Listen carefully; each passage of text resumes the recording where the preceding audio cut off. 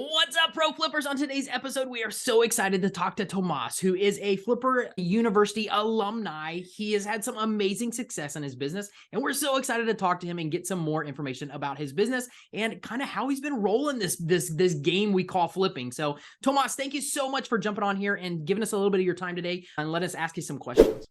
Absolutely. Thank you guys so much for having me. I'm so excited to be here.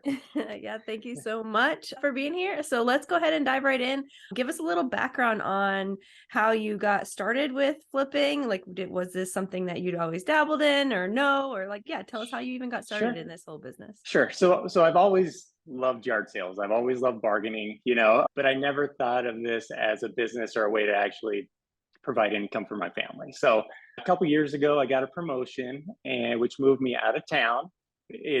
I've been working retail management for the last decade or so, and I finally got to this new spot, one position from the top, and I took an inventory of my life, and I realized this really wasn't something I was enjoying doing, something I wasn't very happy doing.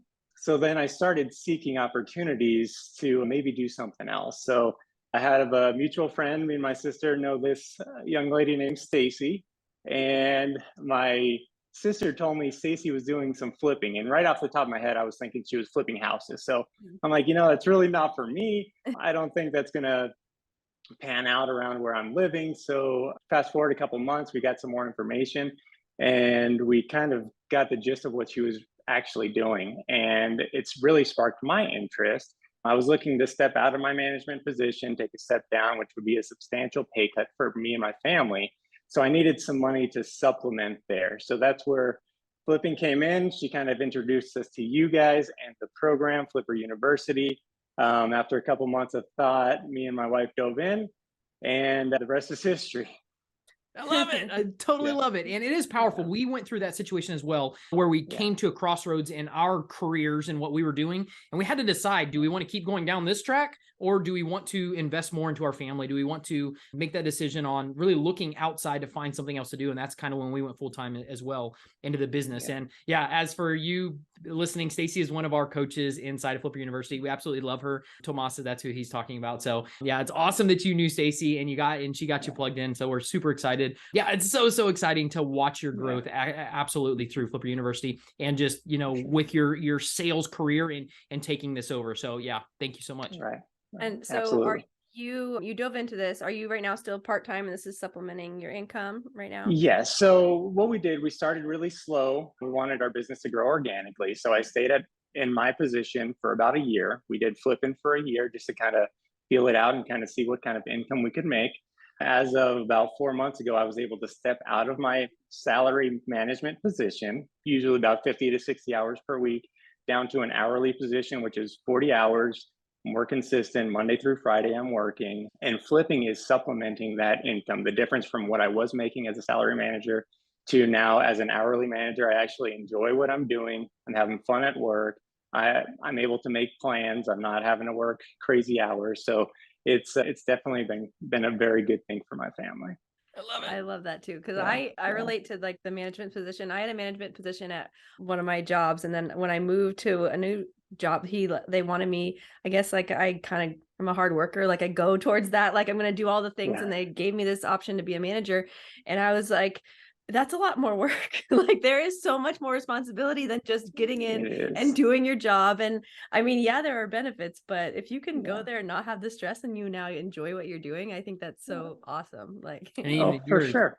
Yeah. Even in yours, they didn't offer you that much more pay for the manager. So that was more of a, what the heck? It's a lot more stress. There you go. No. No, thank you. And that's exactly what it was. And it was me stepping out of there because I may have been present at home, but I really wasn't present. There's always something on my mind. I'm getting calls in the middle of the night, texts in the middle of the night, So now while I'm here, which is probably the best part, and I can clock in, clock out, and leave it all at work.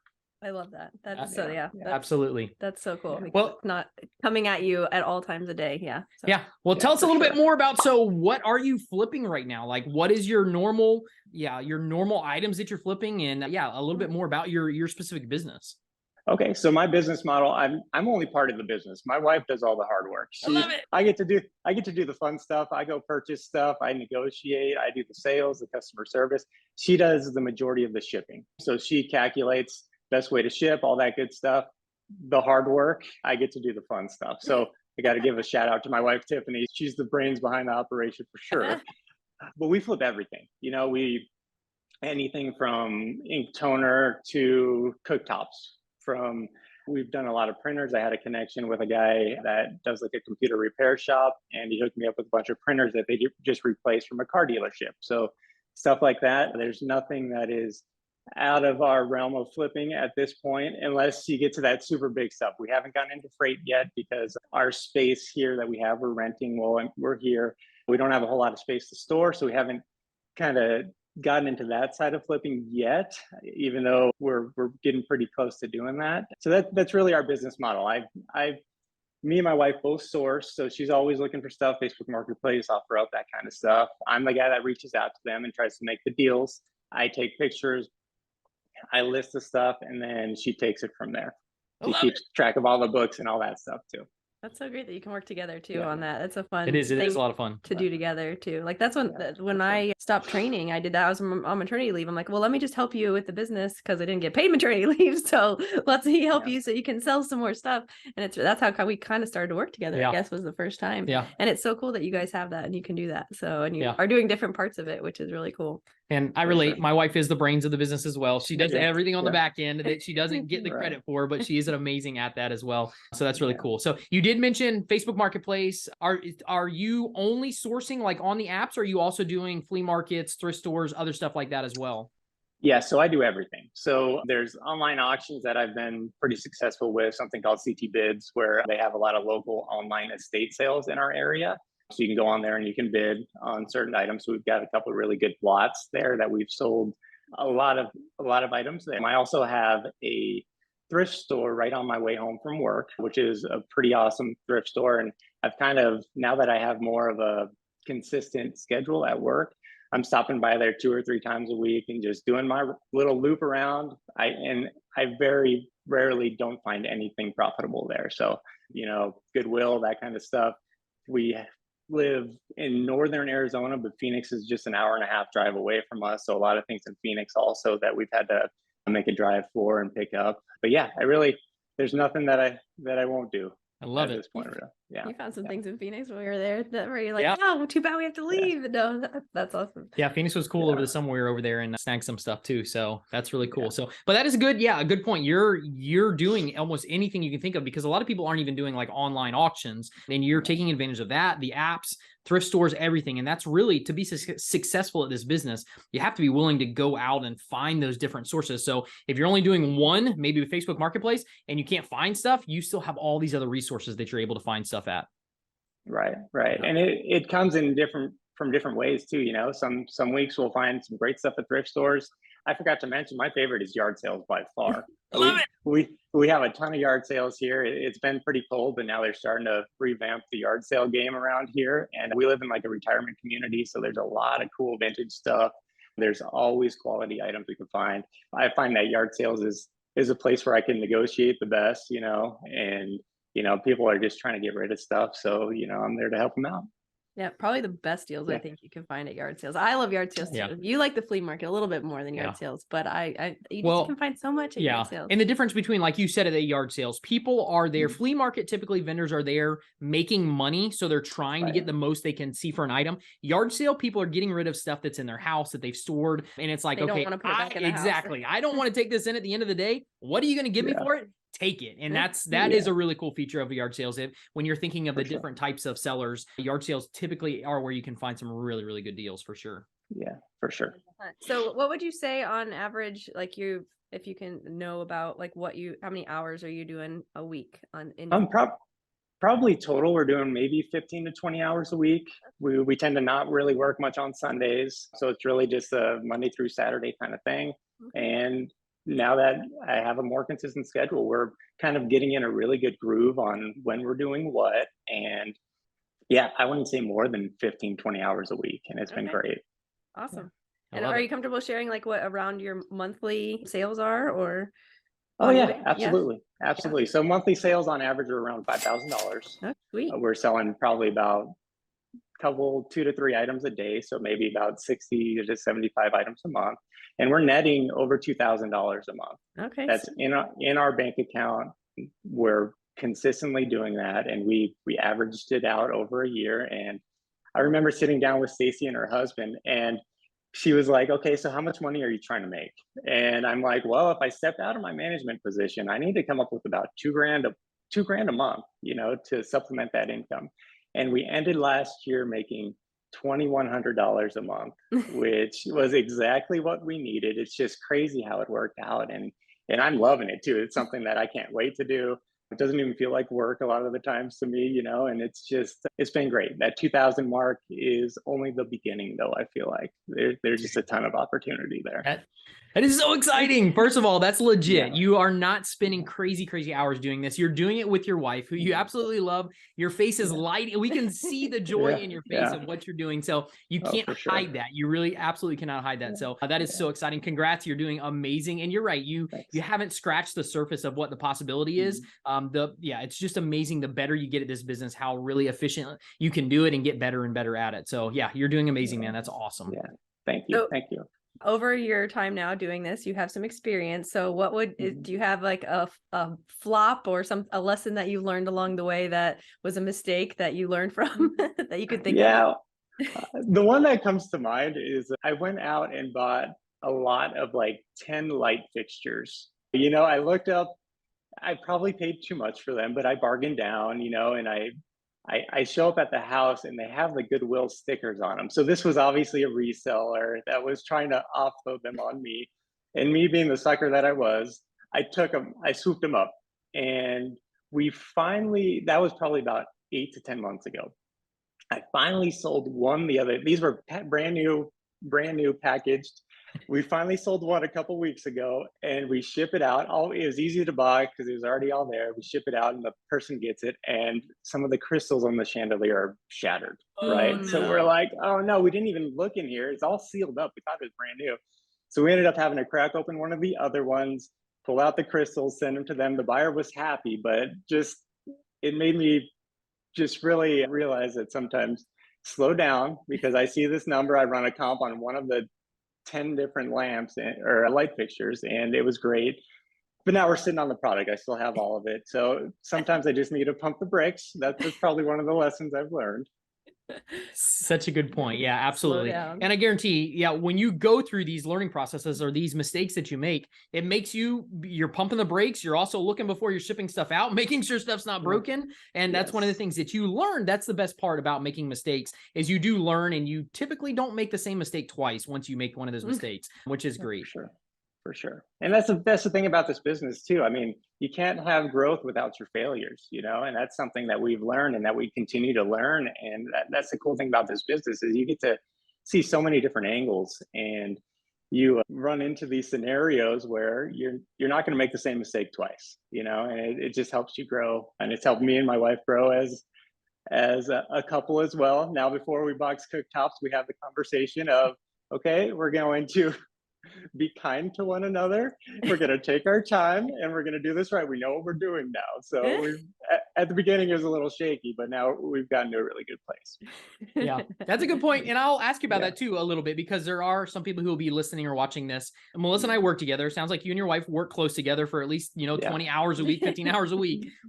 Was that a hard thing to really transition or even grow into, knowing each other's strengths and working with each other through this business? Was that something that you're still learning, or is it one thing that just give us some pointers on how you guys did that and what really has worked out for you guys. Sure. It was probably a lot harder for my wife than it was for me. But I mean, at the end of the day, I just want to get things done. I'm just an action guy. I want to go, go, go. And she's very methodical. She plans things out, which is probably the better way to do things. But yeah, we've grown so much as a couple, because we do learn through this business, and through the year and a half that we've been doing it, we've learned so much about each other and how to really just work together for the better good. You know what I mean? And to use each other's just recognize each other's flaws, but also use each other's, I don't know the word I'm looking for, but Strengths. yeah, their strengths, exactly. And my strength is customer service. I worked in retail for the last 12 years, and I reach out to the buyers whenever there's an issue, or I put the wording together. That's my strength. I'm a negotiator. She wouldn't dare ask for somebody to take anything off of an item where I'm asking crazy amounts, but boxing, no way. Shipping and boxing, like I would not take the time to calculate the type. Like she's got a spreadsheet for all the boxes we use, the sizes of the boxes. She knows exactly what she's doing. She does the research. I would not take the time to do that. So her strength is definitely more methodical, thoughtful, and I'm more of just an action guy. And we really work well together because you kind of need both to be successful in this business, Yeah, for sure. Because if you didn't have people that take action get stuff done, which is amazing. You need that. But then if you have, then you can sometimes go too fast and then you make a ton more mistakes. But then if you're methodical, then you don't make as many mistakes. But sometimes if they don't have the action part, then they don't ever go anywhere. So the two together is perfect. It is. So, it's a match made in heaven for sure. So I relate we're a great balance. Yeah, absolutely. I relate to that. We have social media stuff and we'll get posts from comments back from people. And my first reaction, because I'm not in customer service. I'm like, all right, let's tell this person off. Let's get, this person's got problems. And Melissa's like, yeah, punch the brakes.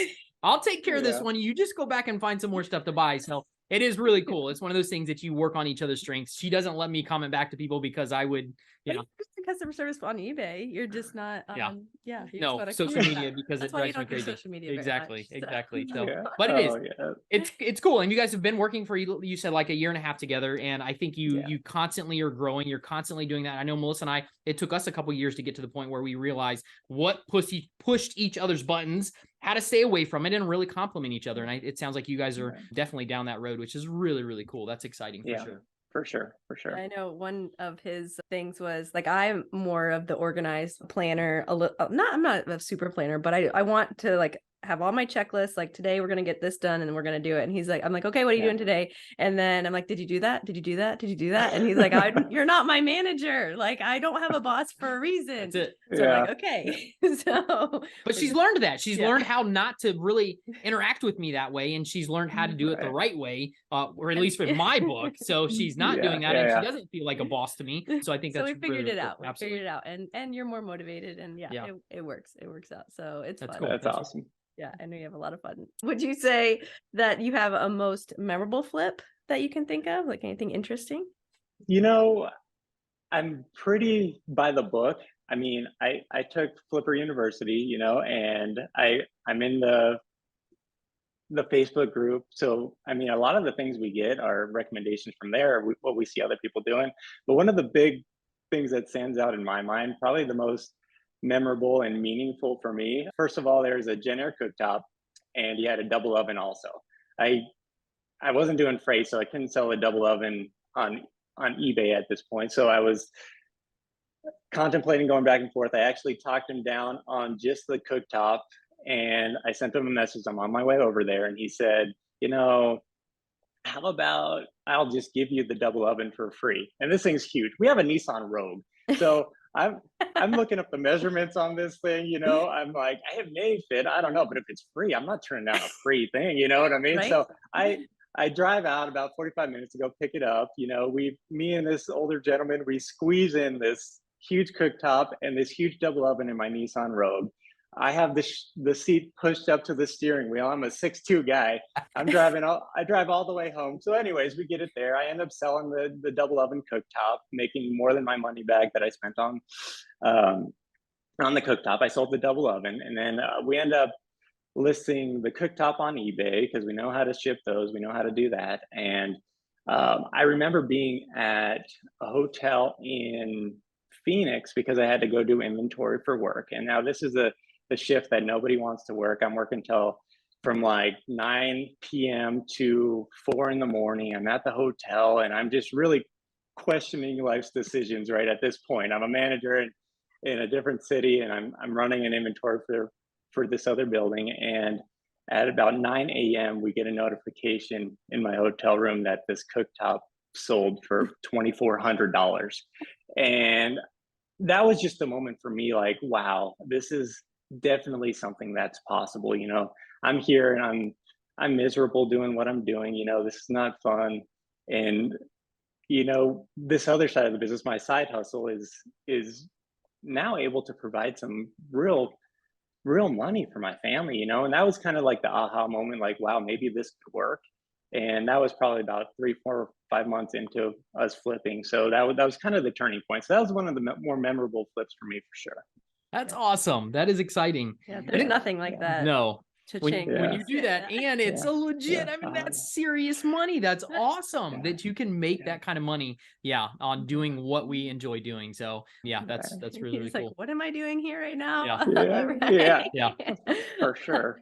I just made one flip that made as much as I needed to make for the whole month, and I'm sitting here in the middle of the night doing it. Yeah, no, I get it. Yeah. No, it's pretty cool. So what would you say like if you were to give somebody, like if they're trying to start this business and they're kind of like feeling like, I don't know if I can do this, what is something like some encouragement that you might give or a tip that you might give to them getting started? Yeah, for sure. I would say definitely start slow. The worst thing you can do is go out and spend a ton of money on shipping supplies, on items that you're not going to make the ROI on. There are things for free everywhere. I don't think we paid for shipping item packaging, boxes, bubble wrap. Like, we didn't pay for any of that until probably about 4 or 5 months in, because we were just on the lookout for free items. And that's something that can really hinder your business if you're there dropping 20, 30 bucks every time you're buying a box when you're first getting started. Now that we're a little more established, I'll go to U-Haul and buy a box, if we need to. But growing organically and slowly for us, selling stuff around the house, smaller items, just kind of get the feel for how the business runs, was such a big deal for us being successful. If we would have just started out big and not knowing what we were doing, it would have been a lot harder for us. And I'm very particular, like, I keep very good track of how much we're spending. My wife keeps all the records, so like, we know what we're spending and what we're profiting every month. So we really try to be aware on that. Like you always say, Rob, money is made on the buy. So you don't want to go out spending a ton of money to make 20 bucks. We want to make sure we're very particular about what we're doing, especially at first. And if you want to be successful in this business, start slow, let it grow organically, learn the ropes, and then you can go from there. I love it. Such great advice. Yeah, definitely put on the brakes, and people hear about that. It's cool because you hear about even like that flip you had, $2,400. People are so quick to get there, and then you're going to make a lot more mistakes, knowing nothing about the business, trying to do a flip like that. You're going to make mistakes in shipping. You're going to make all these different mistakes versus if you just really, like Tomas is saying, build the routine, build, the what am I trying to say? The process, go through the process slow to where you really understand how the whole thing works. And then you go to the next level and you start doing more and more and more. I think that's such great advice. Yeah, for sure. I think sometimes people do jump in a little too. We do love action. Like, that is something, because there's two sides of it. Like, you still want to take action. You don't want to just get stuck and be like, oh, I can't do it. But taking like more that approach of just doing it, because sometimes people, I think they jump all in and they want to make all this money, which is great. But then that's when you make mistakes and you're like, oh, this doesn't work, or eBay's broken, or like, all these things. You think that because maybe you just went in a little bit too fast. So, and I will add to like what you said. It hurts a lot more selling a $2,400 item that you don't really know what you're doing versus selling a $25 item that you make a couple mistakes. It hurts your pocketbook a lot more on the $2,400 versus the $25 item. And once you really start to master $25, $50, $100, $200 items, then you can go higher and higher and higher, and you get really, really good at it. So that's a huge point. I love that what you guys are doing in your business. This is so fun. So, and I love, you can see, like, I don't, if you're listening on the podcast, you can't see how excited he is about, like, but when you talk about it, you just like, you're so loving I love it. So I know. I love it. It's so cool. Yeah. So cool. All right. Well, Tomas, thank you so much. We greatly appreciate your time, that you come on here and tell us a little bit about your business. You've been very open with us, and we greatly appreciate that. Thank you so much for doing this and spending some time with us today. Absolutely. Thank you guys so much. It was my pleasure. We know this is going to encourage a lot of people. Absolutely. So thank you so much. Cool. Absolutely. Take care.